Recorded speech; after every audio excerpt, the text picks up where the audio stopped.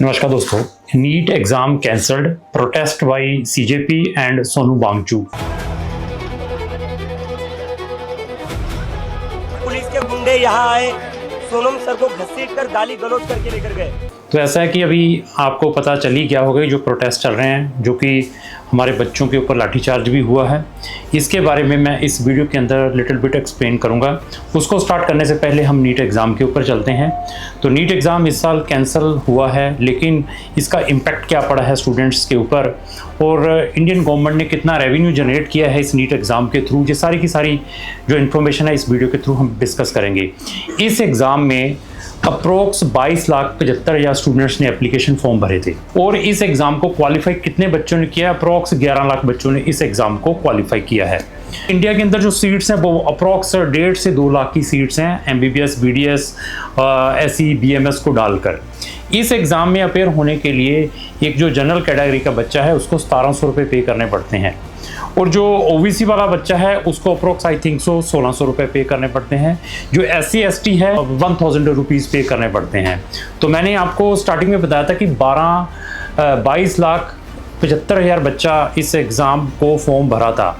तो अगर हम ओवर ऑल एवरेज लेकर चलते हैं कि एक बच्चे की 1500 रुपया फीस लेकर चलते हैं, तो अभी ये देखिए कि 22,75,000 को 1500 के साथ मल्टीप्लाई करते हैं तो ये 333 करोड़ 45 लाख रुपए का एक रेवेन्यू जनरेट करती है जो NTA है, जो इस एग्ज़ाम को कंडक्ट करती हैं।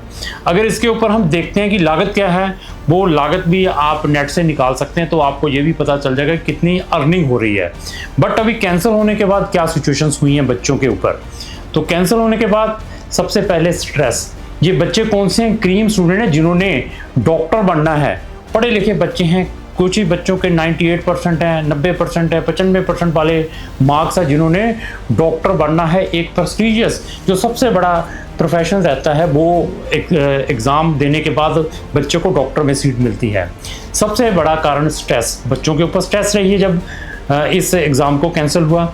उसके बाद फाइनेंशियल बर्डन में गवर्नमेंट ने तो ये कहा कि ठीक है, जो ये एग्ज़ाम कैंसिल हुआ है, जो री एग्ज़ाम होगा तो उसमें कोई फ़ीस नहीं लगेगी। तो अभी जब एग्ज़ाम में बच्चा देने के लिए जाता है तो उसका ट्रांसपोर्टेशन के चार्जेस भी लगते हैं, वहाँ पर खाना पीना भी है, उसमें ऐसी चीज़ें हैं। और इवन टाइम्स ऑफ इंडिया ने एक इन्वेस्टिगेशन अपना सर्वे किया है कि इस एग्ज़ाम को ये एग्ज़ाम जब कैंसिल हुआ था उसके दौरान आई थिंक 13 या 14 बच्चों ने सुसाइड भी किया है ड्यू टू दैट रीज़न।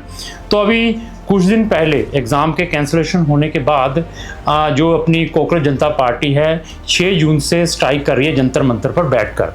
तो वहाँ पर 6 जून के बाद आई थिंक 26 जून को जो हमारे सोशल रिफॉर्मर हैं मिस्टर सोनम वांगचुक का नाम सुना होगा, इनका कैरेक्टर आई थिंक जो 3 इडियट पिक्चर में आमिर खान ने किया था, ये सोनम वांगचुक जी वो हैं। उसको भी मैंने थोड़ा सा लिटिल बिट एक्सप्लेन किया। वो भी हंगर स्ट्राइक पर बैठे थे।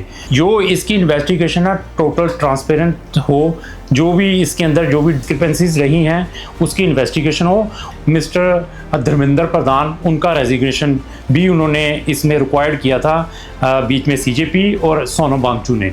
बट किसी की भी सुनवाई ना होने के कारण 16 जून को सीजेपी वाली पार्टी ने ये कहा कि संसद मार्च, और उसमें उन्होंने सब यूथ को कहा कि हम 20 को संसद मार्च करेंगे। प्रोटेस्ट में बहुत सारे बच्चों के ऊपर लाठीचार्ज भी हुआ। अभी क्वेश्चन आता है कि हमारी जो कंट्री है डेमोक्रेटिक कंट्री है, ओवर पॉपुलेटेड कंट्री है, और जहाँ पर डेमोक्रेसी है तो अभी कैंसिल होने के बाद बहुत सारे बच्चे, पेरेंट्स परेशान हैं। इसी कारण बहुत बड़े बड़े बिजनेसमैन इंडिया को छोड़कर फॉरेन कंट्रीज़ में जाकर सेटल हो रहे हैं। इवन इसी को देखते हुए जो वेल एजुकेटेड्स हैं, जो हमारी क्रीम्स हैं, वो फॉरेन कंट्रीज़ में जैसे H1B वीज़ा है US का, वहाँ पर चले जाते हैं।